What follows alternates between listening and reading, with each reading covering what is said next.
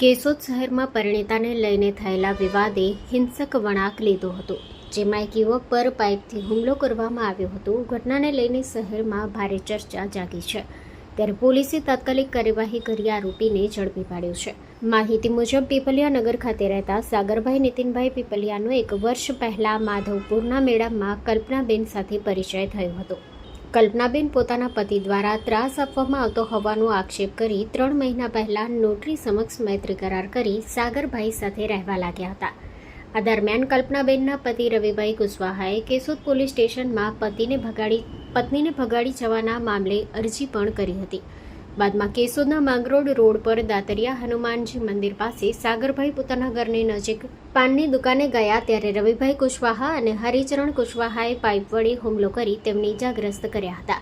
બૂમાબૂમ થતાં આસપાસના લોકો એકઠા થઈ જતા હુમલાખોરો ત્યાંથી ફરાર થઈ ગયા હતા, પરંતુ જતા જાનથી મારી નાખવાની ધમકી આપી ગયા હતા।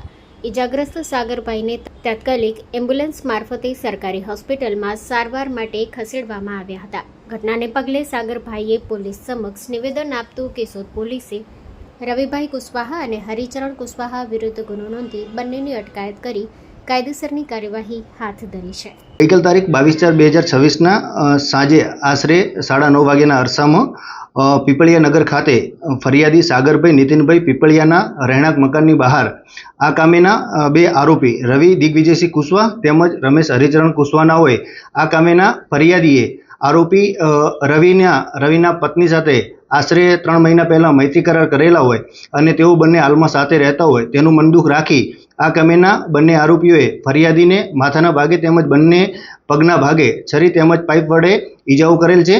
આ કામેના ફરિયાદીની ફરિયાદ નોંધવામાં આવેલ છે તેમજ બંને આરોપીઓને હસ્તગત કરવામાં આવેલ છે। આ કામેની વધુ તપાસ ચાલુ છે। આ કામેના બંને આરોપીઓ પાણીપુરીના વ્યવસાય સાથે સંકળાયેલા છે। તેઓ બંને મૂળ ઉત્તર પ્રદેશના છે અને અહીં કેશોદ ખાતે પાણીપુરીની લારી ચલાવી તેઓનું ગુજરાન ચલાવે છે। કેશોદમાં પીપળિયા 4 રસ્તા પાસે ફરિયાદીનું જે રહેણાંક મકાન છે એની આજુબાજુના વિસ્તારમાં તેઓ બંને રહે છે।